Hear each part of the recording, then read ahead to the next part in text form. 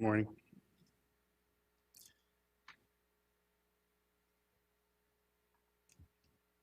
So I show this as an illustrative case for a few reasons. This is why we get up in the morning and get excited about taking care of patients with cancer. This is a patient with KRAS mutant lung cancer who, after 6 weeks of therapy to anti-PD-L1 antibody, had a complete metabolic response. It's also illustrative in that the patient went on to develop a autoimmune skin reaction after being on therapy for close to a year. So it was really a late toxicity that occurred. So these drugs can be challenging in that side effects can occur at many points along the way. And the third point is that she came off therapy for this autoimmune skin reaction, and now it's a year and a half later off of therapy, and she continues to have no evidence of disease and a complete metabolic response. So how long do we give these therapies? Because as we'll probably talk about at some point during this meeting, the costs of these agents will be significant as more and more patients and tumor types are being explored. So this has been shown many times, and I think it's a good slide. And my slight twist for it is that the first slide, the first panel on the left, when you look at immune checkpoint blockade, clearly we are trying to create a tail in the curve where we're able to treat patients like in the last slide and have them be cured of their cancer or potentially cured of their cancer. But the challenge, I think, is to how to identify that 1 in 10 or 1 in 7 patients with a level of reliability, so we don't treat the other 70–80% of patients with a PD-1 antibody. And the second goal is really to design combinations in a rational way, trying to understand the biology of tumors, because it's clear now that lung doesn't behave the same as breast, doesn't behave the same as melanoma. So we can't think about IO agents as one size fits all, but they're going to have different underlying biologies, and different combinations are going to be appropriate for them. And so when you push that bar up in terms of durable benefit, you're also pushing up potentially toxicities. And right now, the development of CTLA-4, PD-1, PD-L1 combinations is really pretty extensive, yet the toxicities are also quite formidable. So I think one needs to consider that when we're thinking about combinations. So just to step back, I think that we need to sort of look at what should happen in the perfect world where cancers are eliminated. And this cartoon shows the tumor antigens that Dr. Rosenberg spoke of that are processed intracellularly within dendritic cells. They are presented on MHC, either class 1 or 2, and that clearly is not enough to incite a T-cell response. What's also required are co-stimulatory molecules. So the first signal is MHC antigen presented on MHC. The second cell is interaction of B7 with CD28. And it's really that sort of first and second signal that leads to activation of a T-cell, expansion of that specific T-cell pool. And I would argue, agreeing with Dr. Rosenberg, that it's expansion of this T-cell pool against very specific neoantigens. And those T-cell pools can then go to tumor cells, release IL-2 and other cytokines. Perforin is released to poke holes within tumor, and granzyme will lead to apoptotic cell death. So there can be defects that can occur in this cancer elimination process. They can occur earlier in priming, where CTLA-4 can outcompete CD28 and lead to inhibition of T-cell in lymph nodes, or it can occur within the tumor microenvironment where PD-L1 can be overexpressed and lead to inhibition within the tumor microenvironment. So the panel on the left is what I showed you in the previous slide, where you have elimination occurring, an effective immune response. However, due to sort of genetic instability, chronic antigen exposure, similar to a persistent infection, T cells and your immune system can become exhausted and overcome. And dominant players do include CTLA-4 and PD-1, but there's clearly multiple other mechanisms of immune escape that can occur, which is why single agent therapy works in a subset of patients with cancer. And as we are looking forward, as Dr. Khalifa alluded to, the combinations need to be developed rationally to overcome not just one pathway of immune escape, but multiple pathways of immune escape. So this is what we have right now in terms of our approach, looking at antibodies for immune modulation, and those antibodies can be either blocking antibodies that act upon the T cells, CTLA-4, PD-1, TIM-3, LAG-3, and others, as well as within the tumor microenvironment, PD-L1, PD-L2, B7-H3, B7-H4. But there's also, in addition to the immune checkpoints that release the brakes, there's also TNF receptor superfamily agonists that put your foot on the accelerator. And so you can not only block the negative signals, but you can activate or drive a T cell response using activating antibodies. And these are all in the clinic right now.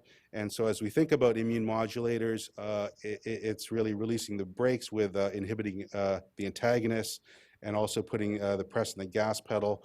And these are all compounds in clinical development as single agent and in combination. So to summarize the experience with CTLA-4 and PD-1 in terms of what these agents do, normally you have a naive resting T cell, and you have the first signal, as I mentioned, antigen presented by MHC to the T cell receptor. You have the second signal of B7 interacting with CD28, and that turns on the T cell. And as soon as that happens, the CTLA, which is intracellularly, becomes presented on the cell surface. And the extent of CTLA-4 expression on the cell surface is dependent on the magnitude of the CD28 response. So T cell gets turned on, and then T cell gets turned off. That's just part of normal biology, what occurs when you have an infection. You can't have unchecked T cell activation, so you need both to maintain that balance. And within the tumor microenvironment, what happens is that you have the T cell priming in a similar fashion, travel of the T cell to the tissue, and that's where PD-L1 can become overexpressed, again, to shut down the immune response. So the blocking antibodies work as shown here, where CTLA-4 antibodies work primarily in the priming phase. They block interaction of B7 with CTLA-4, allowing CD28 to re-engage with B7 and turn the T cell back on. They can also work within the tumor microenvironment to allow the T cell to become activated by blocking PD-1 or PD-L1 pathway. So this may not be a complete list, but these are the inhibitors, clinical development of immune checkpoint inhibitors, CTLA-4. Ipilimumab was approved for melanoma in 2011. Tremelimumab is in phase 3 trials as a single agent in combination with PD-L1. The PD-1 antibodies, such as nivolumab, 2015 was kind of a banner year with approval in melanoma, non-small cell lung cancer, and renal cell carcinoma. Pembrolizumab was approved in melanoma and PD-L1 positive non-small cell lung cancer. There's additional agents which are in development through Novartis, Regeneron, and others, PDR001 and REGN2810, which are in early drug development. The PD-L1 antibodies, such as MEDI4736 and MPDL32808, and the EMD Merck compound, are all in phase 3 trials right now. So it is a crowded field, and I think, again, in terms of thinking about these agents, how do we position one over the other? There's going to be a lot of these drugs that are moving into the clinic soon. So this is really, I think one of the most important slides really to think about in terms of immune checkpoint blockade. This is now 10-year survival of over 1,800 patients. It was pooled analysis from multiple trials, and you can see that you have a 15 to 20% durable benefit at 10 years. So you have patients after 4 doses of Ipilimumab are essentially cured of metastatic melanoma, which is truly remarkable. The first patient with non-small cell lung cancer was treated in 2008 in the early phase 1 nivolumab trials, which is why many of us that weren't melanoma or kidney cell doctors decided that we wanted to become immunotherapy people. And this is the data with non-small cell lung cancer showing long-term benefit in about 15% of these patients that are out now 3 years with durable benefit. Again, the question comes up, how long do we need to give these therapies? In the green with the arrows are the patients that were stopped at 2 years, as was mandated by the protocol, and they continue to remain in remission even off of therapy. So this clearly summarizes a lot of work, and but it does speak to the magnitude of immune checkpoint blockade activity in lung cancer. The top panel is the activity of melanoma, a single agent with nivolumab, pembrolizumab, and NPDL328OA, and the sort of 30 to 40% response rate in melanoma.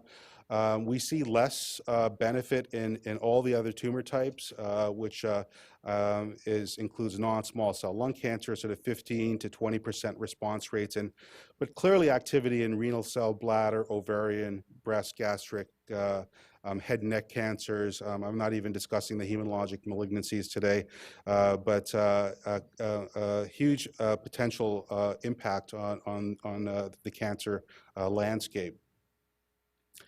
One of the areas which we kind of grapple with daily is how to select patients. PD-L1 biomarker development has been, I think, very important. And this was a patient of mine who had a dramatic, durable response to PD-1 and continues in remission many years out. And I think his tumor represents kind of the perfect storm where you have PD-L1 highly expressed within the tumor. You also have T cells kind of lining up on the tumor margin as well as infiltrating the tumor. So a case like this where you identify this, you can be pretty confident that a patient like this is going to respond to PD-1 therapy.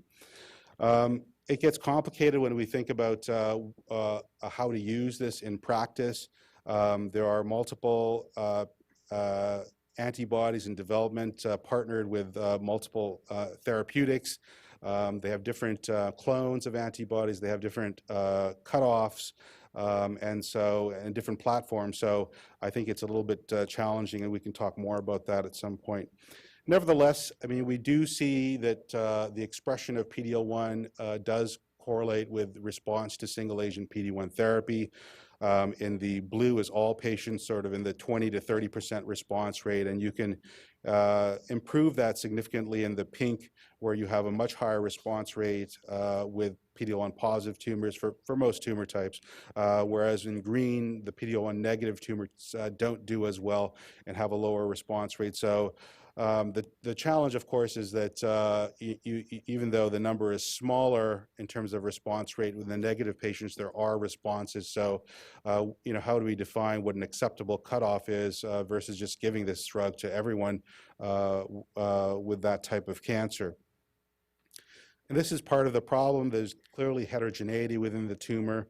Some areas may stain completely PD-L1 negative, and other areas may stain strongly positive, which does make it a little bit challenging. I think it's useful, though, in non-squamous lung cancer, for example. The top panel are PD-L1 positive patients. The bottom panels are PD-L1 negative patients. So in the top left, if you have more than 1% PD-L1 expression, the survival with nivolumab is 17 months versus 9 months with docetaxel. Clear difference.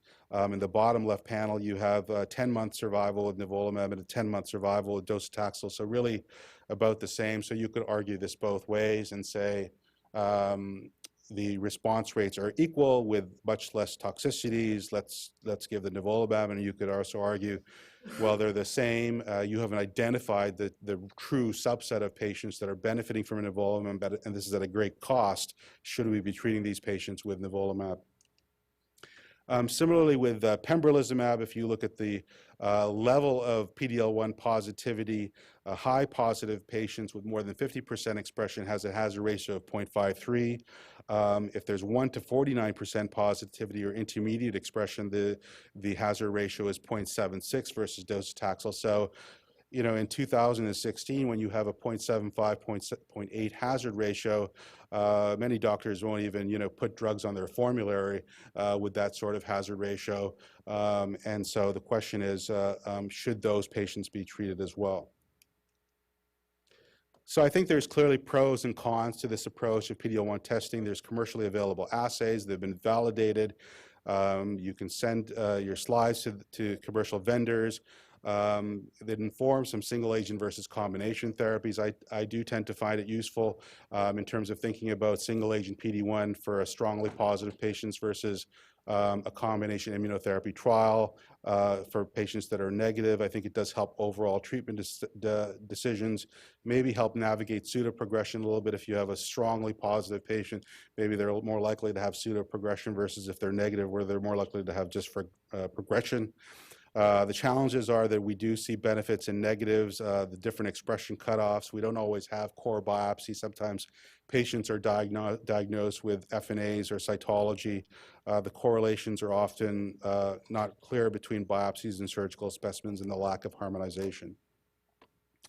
So beyond PD-L1 expression, one of the observations was the patients that had the most mutations that are the most genetically damaged were more likely to respond, such as lung cancer, melanoma, and bladder cancer. So are mutations a surrogate for neoantigens, as Dr. Rosenberg was discussing? And I think the answer probably is yes. So it's not the total number of non-synonymous mutations, but as Ton Schumacher has said in his talks, it's sort of a lottery ticket. The more mutations you have, the more likely you are to have neoantigens that are present. And so many folks have started to look at mutation load and clinical response to CTLA-4 blockade and melanoma, showing that higher mutated tumors have a greater benefit than those that are low number of mutations, so less likely to have relevant neoantigens. Paper from the Hopkins group showed that those MSI positive tumors that have nearly 1,800 mutations are far more likely to respond than patients who are MSI negative with only 73 mutations.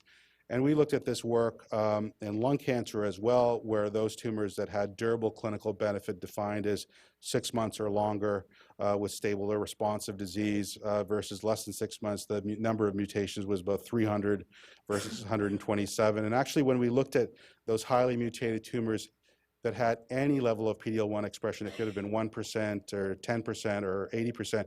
The two together was even more robust in terms of predicting benefit, where 90% of the patients who had a durable benefit had both some level of PD-L1 expression and were highly mutated. One of the challenges that's in terms of a practical consideration is so how, you know, it's more difficult to do whole exome sequencing on everyone.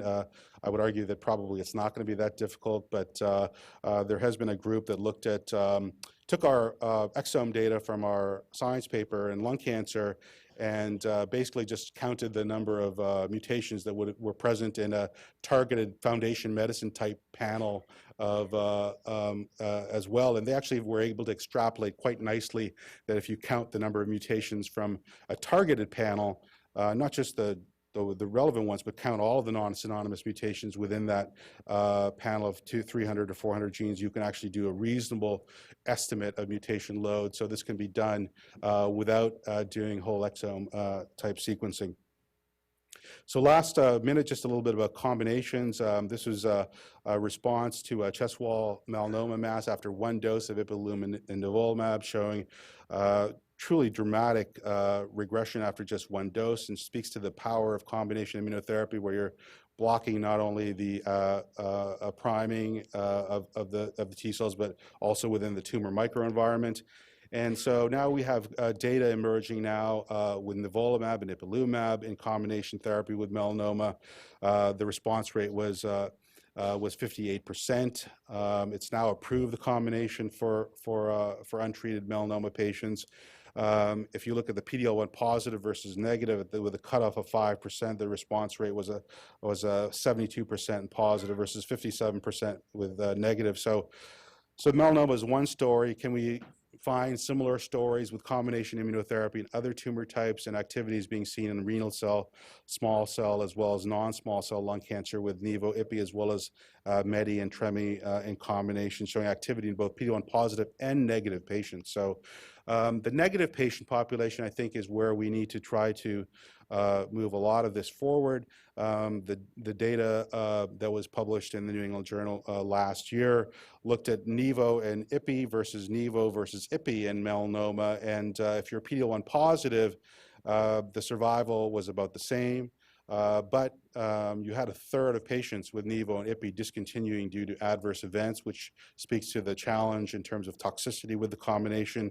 Whereas in the PD-L1 negative, the combination of Nivo and Ipi was superior. So do you select patients in melanoma in the practice, or do you say, well, I'll select more based on patient performance status, and the younger patients I might be likely to treat more aggressively? So just to summarize, I think that PD-L1 therapy is kind of the backbone, if you will, in my mind. And I think that I'm over time now, so I'll just say that we're making progress in terms of biomarker selection so we can identify those patients for single agent therapy more effectively. And our next step is to, as Samir was saying, to look at combinations in a rational way. Thank you.